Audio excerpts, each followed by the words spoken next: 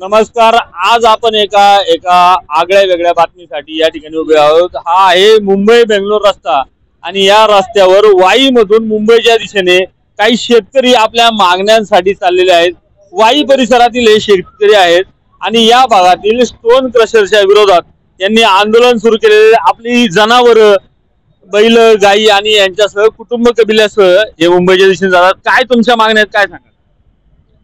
आमच्या मागण्या याच आहेत की आमचा जो झोन आहे हा बफर झोन आहे आणि या बफर झोन मध्ये जो खडी क्रशर आहे त्यामुळे आमचं सगळं जनजीवन विस्कळीत झालेलं आहे. त्या क्रशरची धूळ आमच्या पिकांवर आणि प्यायच्या पाण्यावर असं सगळं बेकार अवस्था झालेली आहे आणि म्हणून हा क्रशर बंद व्हावा म्हणून आम्ही हा आमचा पूर्ण प्रपंच कासवाचं बिराड जसं पाठीवर असतं त्याप्रमाणे आम्ही आमचा हा बिराड घेऊन आम्ही मुंबईच्या मंत्रालयाच्या दिशेने आम्ही आगेकूच करत आहोत. अतिशय या महिला मंडळ आमचे दमलेलं आहे आणि तरी सुद्धा ही जनावरं दमलेली आहेत. साहेब, मुख्य जनावरांना आम्हाला जर आमचं जर काय दुखत असेल तर आम्ही बोलू शकतो, पण ह्या मुका जनावरांचं काय? आणि तरी सुद्धा ह्या प्रशासनाला जाग येत नाही, याची खंत आम्हाला वाटते.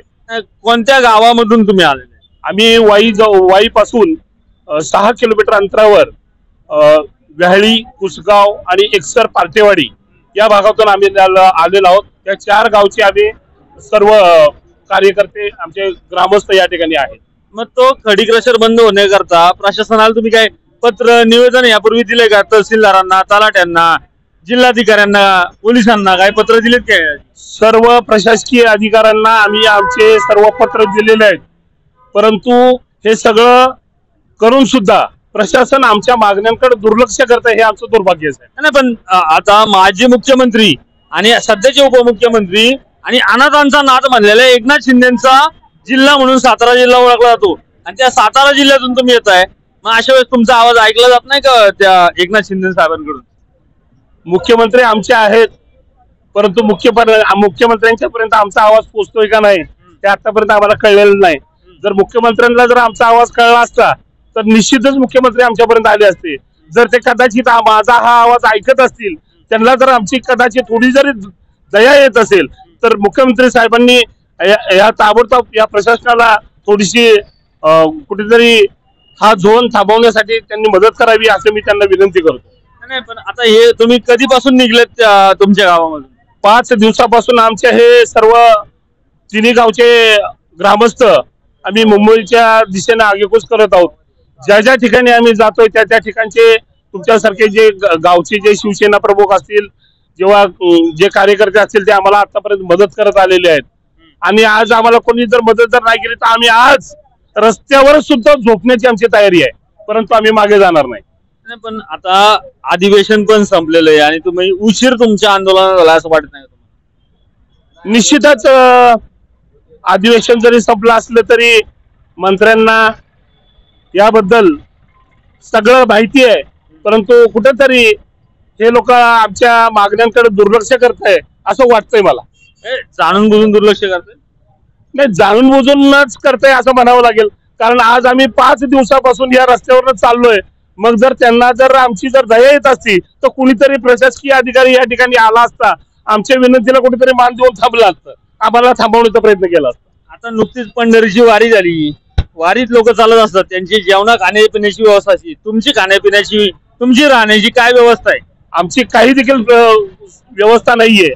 आम्ही आमचं सगळं बिराड बरोबर घेतलेलं आहे, आम्ही तांदूळ आणलेले आहेत, आम्ही चटणी, मीठ, भाकर आम्ही सगळं घरून घेऊन आलेलो आहे आणि आम्ही जिथं आम्हाला व्यवस्था मिळेल, जिथं आमची व्यवस्था होईल त्या ठिकाणी आम्ही ते बनवून खातोय. आम्ही एक लक्षात घ्या, हा फार गंभीर विषय आहे की वारीतल्या वारकऱ्यांना काहीतरी खायला मिळत असतंय, मात्र या गावातले जे नागरिक आहेत, ग्रामस्थ आहेत, हे स्वतःच्या न्यायासाठी स्वतःच्या घरची मीठ भाकरी खाऊन आज मुंबईच्या दिशेने आगेकूच करतायत. म्हणजे हे फार गंभीर आहे. आपण इथे बैलांचे राखणदार आहेत, काय तुम्हाला जनावर काय कसा त्रास देत असतील किंवा काय तुमची मागणी? जनावरांचे खूप हाल चालले.